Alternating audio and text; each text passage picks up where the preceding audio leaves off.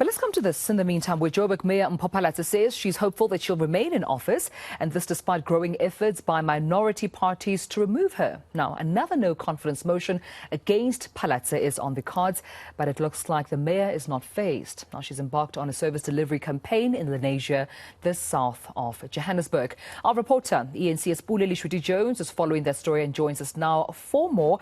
Pule, good to have you and good afternoon to you, colleague. I mean, another motion looming large for the newly reinstated Mayor Pule Letshwiti this coming Friday. How does she feel about this? Just like how you rightfully said, that she's quite confident about her having to emerge victorious this time around.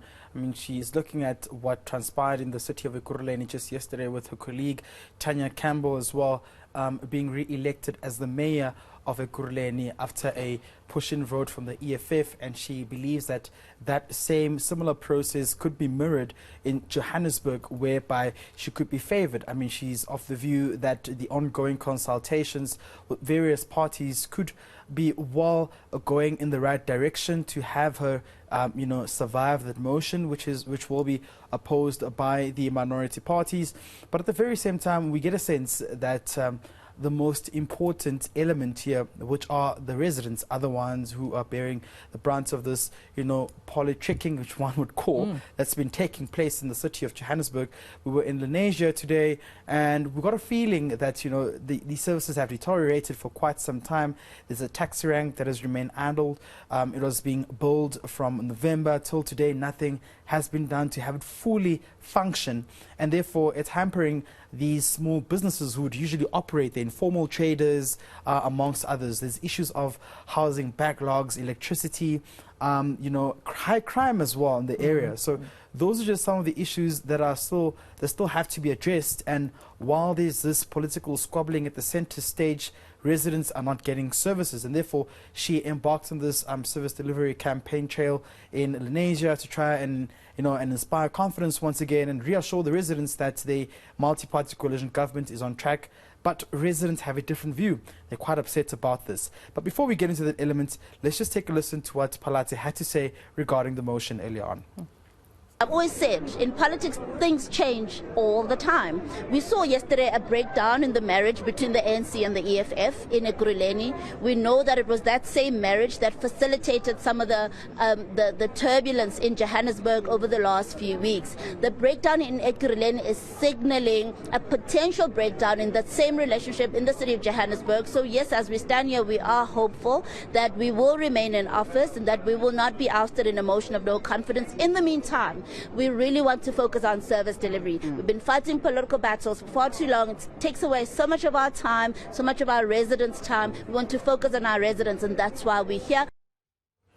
Well, Pule, I understand you also had an opportunity to speak to the Ward 9 councillor in Lenasia. What are some of the concerns that he's flagged? Yeah, definitely. I mean, they stem from various issues, which includes issues of electricity, crime in the area, amongst others. You get a sense that, ever since this back and forth of power between the ANC and the DA as well, it has really impacted the residents. I mean, you'd remember just a few weeks ago, residents of Eldorado Park were fuming. They were quite angry, saying that it seems as though they're not being prioritized. It's just when you go back again, there was that, mass, march that took place from Soweto to the mayor's office in Pule Letshwiti about electricity issues. So these are just challenges that are piling up. When you go to Ekurhuleni, there's the issue of waste collection as well. Waste collection, where waste refusal bags haven't been collected for about 2 weeks or so. You go to the city of Tshwane, residents of Hammanskraal are complaining about water. Collectively, all of this is just coming up to show you that there isn't any sort of political will to ensure the speedy, acceleration of service delivery. And that's according to residents who believe that, they're quite tired of this. They just want services. And this councillor specifically who we spoke to was quite upset. I mean, he challenged the mayor today, saying that this is the view we're getting from residents. They just want to see some progression in their community. And hopefully we may be seeing a bit of change that the mayor has been preaching for quite some time. But let's just take a listen to what he had to say.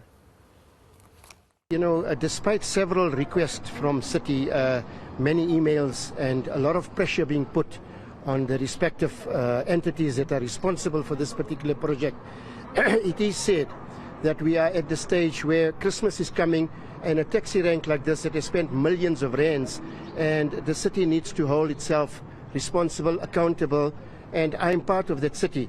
And, you know, despite all the emails that I've been sending, we haven't been receiving any, you know, good, positive feedback to say, let's get this project done. It is a serious project, and everybody's up in arms here in and around Lenasia. This is the economic hub of Lenasia, and as you can see here, all the different areas, you know, travel from here. It's said that, you know, that this particular taxi rank is not operational. Christmas coming, and so many people could have used this particular taxi rank.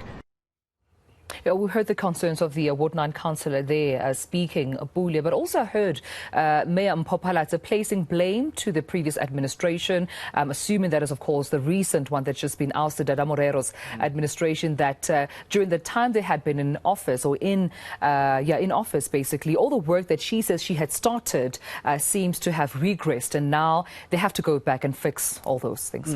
At the end of the day, you know, we're entering into a realm of speculation from both political parties, being the ANC and the DA. From what I understand as well, the ANC has been preaching the same message to say the city is now bankrupt as they're blaming the DA, saying the city is bankrupt because the DA has been in power for quite some time, but they have not done anything or executed any rightful duties to ensure that the finances are put to good use. And that's what, according to what the ANC is saying. And that's why on Friday during council, you'll get a sense that the minority parties and, of course, opposition parties such as the ANC are against the allegations of the DA currently wanting to take a loan of about 2 billion rand to ensure that they pump it into the city fiscus and ensure that there can be service delivery. But, of course, the DA as well has at some point blamed the ANC for their previous mistakes, saying all of this is as a repercussion of what the ANC has done previously. And therefore, this is the reason why service delivery is quite slow in the area. Even in the Ekurhuleni, it's the same thing again. You get a sense that the ANC, with the likes of Jongizi Zodlabati, who's leading them, saying that the DA for quite some time has not prioritized the communities in the township but affluent areas.